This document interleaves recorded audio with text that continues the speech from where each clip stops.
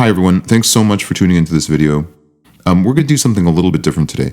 I thought we would talk about who are the 100 greatest thinkers in human history and what did those individuals say about Jesus and about Christianity. I think there are some really interesting insights to be found in this list and in the statements that these thinkers have made about Jesus throughout history.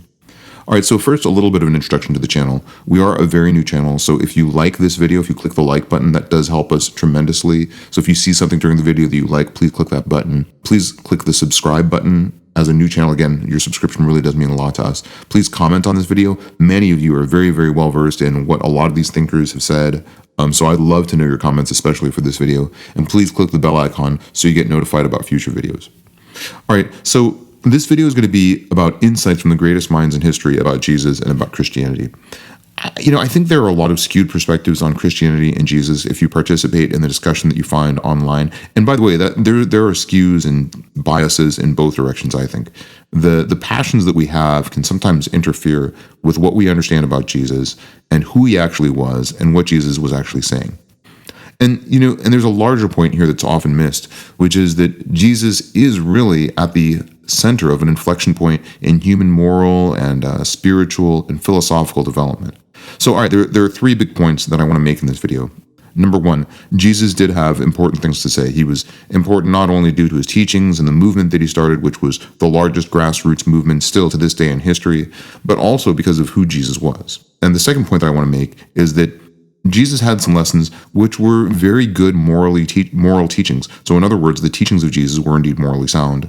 And I think there is a role in our moral evolution to try at least briefly learn about the teachings of Jesus.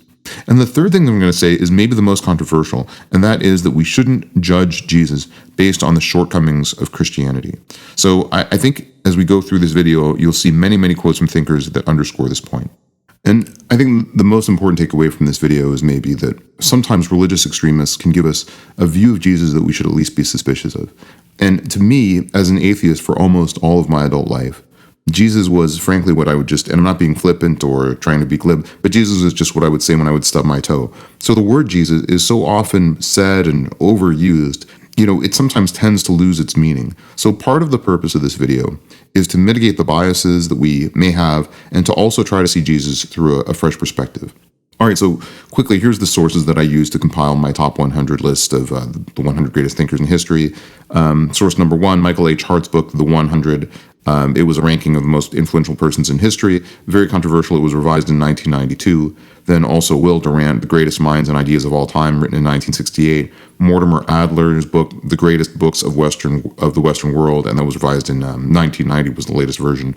Arthur Compton's book, Great Men and Famous Women, which is from 1894, a bit of an older source, but to me that was important, reflecting back further in history. And there are a couple of articles I use from the Atlantic Monthly and from the BBC, which have done some polls into who the top thinkers of the past of human history were. And by the way, my cutoff date was 1600, so I didn't look at anyone before the date of 1600, so that's why some earlier thinkers don't show up on the list. Now here are just some brief, interesting results of compiling this list, and I won't put the whole list on the screen, but I'll put it in the discussion section. But on this list of 100 people, there are about 40 who believed in God. There are about there are about 34 who did not believe in God at all, so 34 non-believers, and that's what B and N stands for, believers and non-believers. And then there are about 26 individuals on this list where their beliefs about God were just sort of unclear, and so I kind of left that as unclear / ambivalent / agnostic, and those are about 26 different people. Now, let's talk about what this group thought about Jesus. There were 24 clear Christians on the list by their own definition. There were about 45 people on this list who expressed, including those 24 Christians, who expressed admiration for the teachings of Jesus.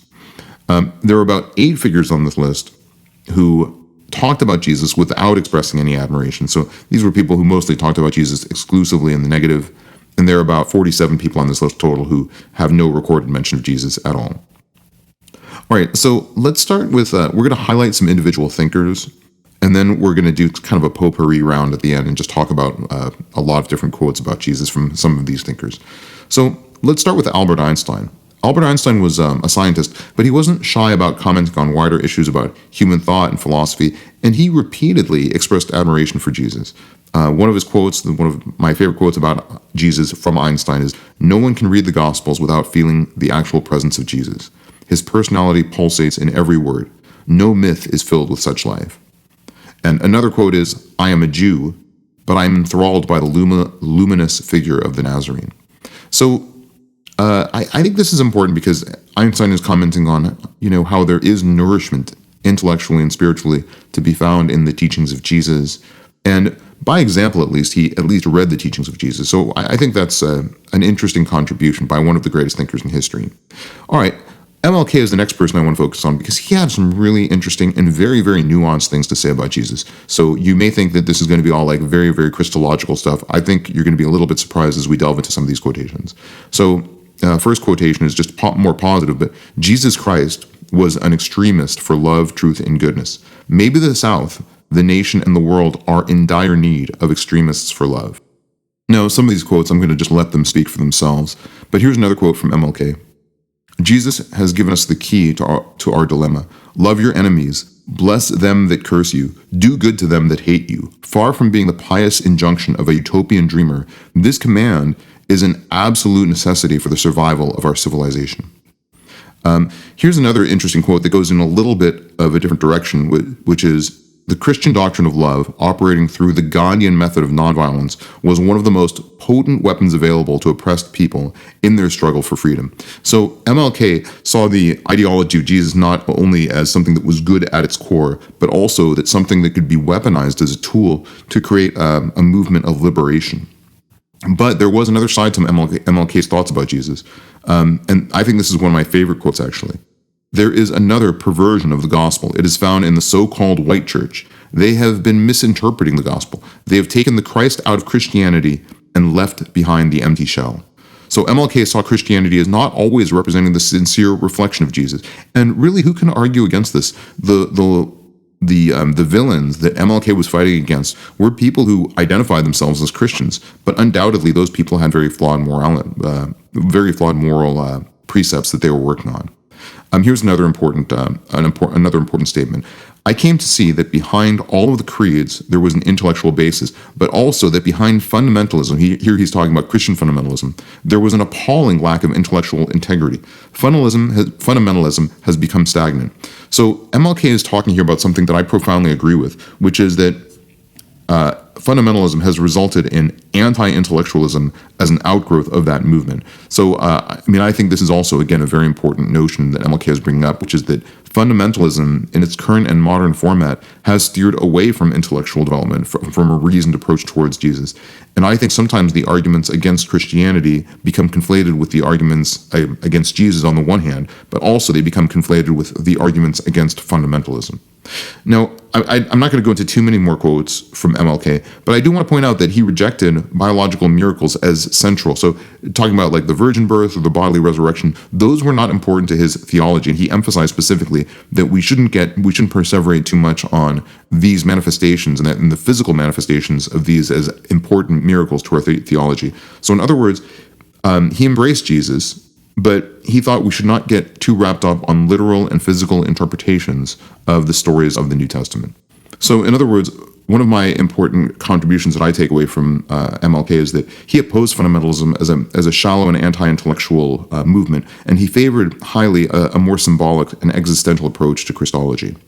The other thing I want to say about MLK, and this probably deserves its own separate video, I won't bring up a lot of other quotes on this, but he did invoke the exhortation against usury as one of the most important facets of biblical-based morality. So in other words, he felt like the system that we have of debt and individual debt and societal debt is a profound threat to our own morality. And he advocated that we should be extremely reject interest-based economics and reject usury. So that's maybe a topic for another video, but just a preview of what I'll say later on this channel down the line in some other videos. All right, let's do Gandhi next. Gandhi had some really powerful messages about Jesus. Here's just a few quotes about the Sermon on the Mount from Gandhi. The message of Jesus, as I understand it, is contained in the Sermon on the Mount, unadulterated and taken as a whole. If I had to face only the Sermon on the Mount and my own interpretation of it, I should not hesitate to say, oh yes, I am a Christian. So he spoke often about the Sermon on the Mount as the apex of human moral actualization. Here's another quote. I believe that Jesus belongs not solely to Christianity, but to the whole world, to all races and people.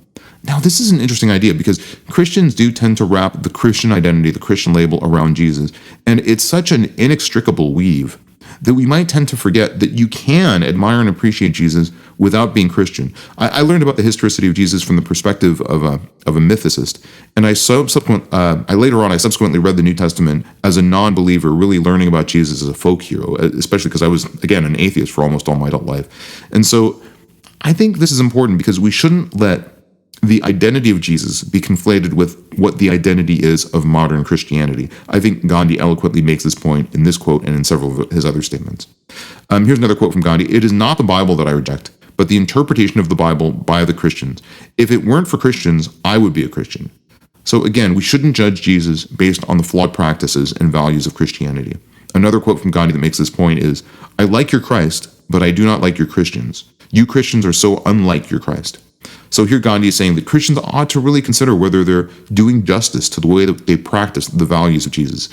Now, this isn't really even a huge indictment. What we should acknowledge is that Gandhi considered the Sermon on the Mount to be a very high standard of morality. So Gandhi's main thesis is that the Sermon on the Mount is a high and just standard of morality, but also that we should consider teasing apart what is Jesus from what is modern Christianity and where there are divergences. Okay, one of the greatest thinkers and mathematicians of all time was Gottfried Leibniz, and he was one of the inventors of calculus. He was a fascinating teacher, maybe one of the best mathematicians who's ever lived. And here's a few statements that Leibniz said about Jesus, and I think they're very illuminating. "Jesus Christ is the greatest and most divine of all teachers of truth, whose teachings surpass that of all others." So I think this makes the important point that Jesus' teachings are unique. There is something special about the teachings of Jesus, and the more I learned about the teachings of Jesus and did comparative religious studies to other theologies, the more I came to recognize that there are unique and important teachings from Jesus. Here's another important contribution from Leibniz. "Reason and faith are not opposed but harmonize, and Jesus Christ, the eternal wisdom of God made man, is the link between the two." Now, this is important because Leibniz really did advocate for an understanding of God that was not blind faith, but was rooted in science, was rooted in mathematics, and to him, calculus was the language of mathematics of the universe. So he saw his pursuit of calculus and his pursuit of a kind of a new and very revolutionary understanding of mathematics as learning the language of God. And here's another important quote from Leibniz. I'll read the quote and then I'll talk a little bit more about it afterwards. "There is a kind of perpetual gospel implanted in the hearts of all men, taught from the beginning of the world and still preserved, though often corrupted." So again, there's a resonant theme here, which is the corruption of the teachings of Jesus by the practices of men. Now, Leibniz consistently portrayed Jesus as a teacher of an important universal moral law. He treated Jesus as the incarnate logos. He also established that pursuit of God is predicated upon a reasoned understanding of the universe, and I think that this is an important perspective that we sometimes forget. Now, it's important to note that Leibniz was also very, very massively influenced by Chinese theology and Dharmic traditions, particularly Confucianism. So a lot of Christians or a lot of atheists will comment on some of my videos and say, well, what about Buddhism? What about Hinduism? And I've read a lot of works in a lot of other religious systems. But my point here is to say that you don't have to, shut off your mind when you stop reading the Bible if you're a fan of Jesus. In fact, Leibniz is largely credited for bringing Confucianism to Europe. So Leibniz's balancing of different influences, I think, makes him a good exemplar of the way we can take the teachings of Jesus, but still learn from other teachings of humanity and other teachings from other theologies. So in other words, you don't need to stop learning just because you've embraced the teachings of Jesus. All right, let's quickly do one last big thinker on the list, which is Thomas Jefferson. I think he said some interesting things. I'm going to let these quotes mostly speak for themselves. "The greatest of all the reformers of the depraved religion of his own country was Jesus of Nazareth. He preached philanthropy and universal charity, peace and love to all mankind, and he lived it." Here's another quote. "Of all the systems of morality, ancient or modern, which have come under my observation, none appear to me so pure as that of Jesus." And two more. "To the corruptions of Christianity I am indeed opposed, but not to the genuine precepts of Jesus himself." And again, a different quote. "I am a real Christian, that is to say, a disciple of the doctrines of Jesus. I have given them as distinct from all other doctrines." So here again, he's saying that the teachings of Jesus are distinct, but he speaks to the way that they can be corrupted and the way that modern Christianity may not be an accurate reflection. All right, now I'm briefly going to talk about some other quotes from other thinkers about Jesus that I found on this list that I think are really interesting. Here's a quote from Albert Camus, fantastic writer Camus, The Stranger, The Myth of Sisyphus. "Christians themselves drive me to despair of the Christian faith, yet I cannot reject the figure of Christ himself." Here's a great quote from atheist Bertrand Russell. There is one very serious defect to my mind in Christ's moral character, and that is that he believed in hell. Now, this probably also deserves its own video, but by far the most common thing that people say about Jesus is that he taught about hell, and that was profoundly flawed. But I think you have to remember that the conception of hell as eternal conscious torment is largely an invention of Christian theology. It doesn't stem directly from the teachings of Jesus, in my mind. So in my mind, people who are very biblical, people who are even very much biblical literalists, will argue with me and say, and I think they have a very persuasive case to make, that you can't take away that hell, from the teachings of Jesus at least, you can't take away that hell is itself eternal conscious torment.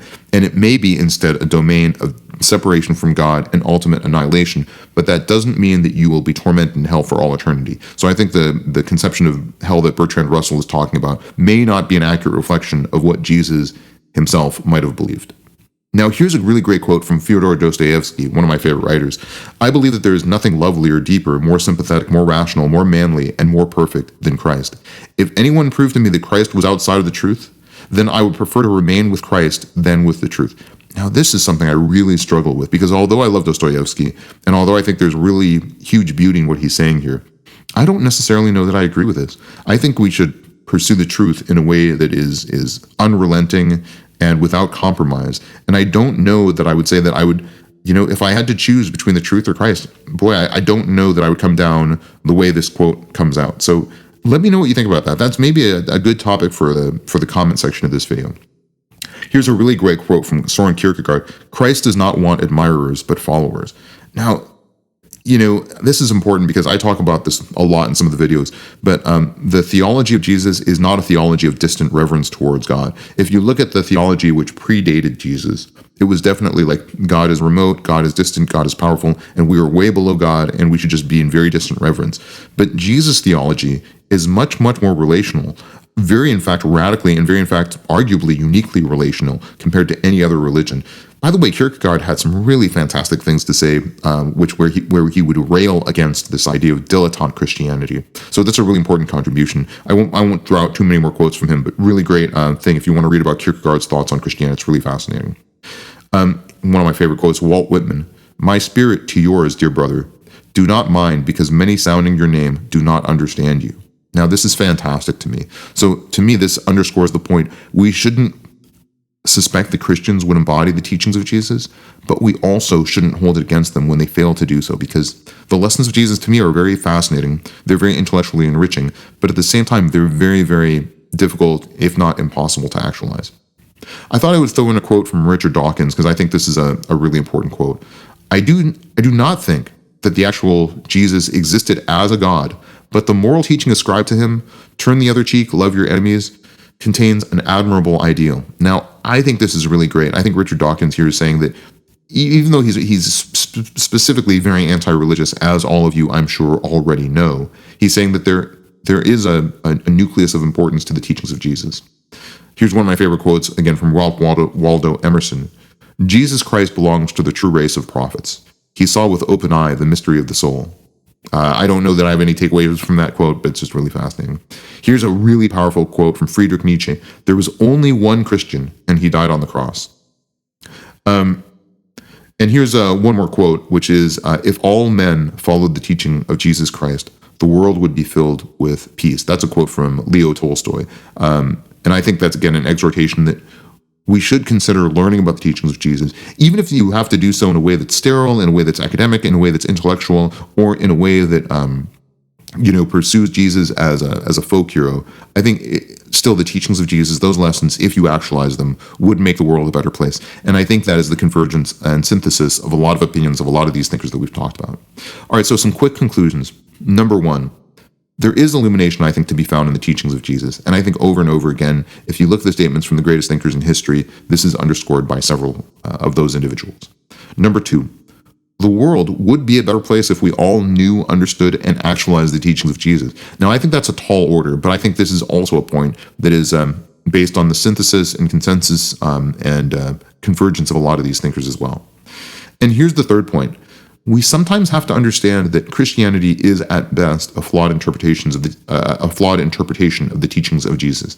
Now, this isn't necessarily a rejection of Christianity. If you're Christian and you're watching this, this should be to you a call to arms and a call to humility. So that just means that, if you're Christian, don't despair because I'm saying this. You should instead say, you know what, I'm going to try and embody the teachings of Jesus better. I'm going to try and look at Jesus from a more fresh perspective. And that's actually my call to atheists who are watching this video as well. Please, think about these figures throughout history admired Jesus for lots of good reasons. So I hope people who are atheists who are watching this video will consider learning about Jesus from a more refreshed perspective after watching this video. But as always, it's not just important what I think. What's really important to me is learning more about what you all think. So that's where we get to the point where I'd love for you to comment on this video. Did this change your perspective on Jesus? Did you learn new facts about Jesus? I mean, to me, it certainly gave me a more broad appreciation for the fact that Jesus was so admired by so many of the greatest thinkers throughout history. It gave me a deeper appreciation for the radicalness of Jesus as well. But I really want to know how this information affected you. Please click the like button if you found things in this video that you resonated with. Please click the subscribe button as a new channel. That really does help us out. I would really love to hear your comments on this video. And lastly, please also click the little bell icon for notifications so that you don't miss out on future videos. Well, thanks so much for making it all the way to the end of this video. I'm super grateful for that. And thanks for watching. And as always, please have a really wonderful day.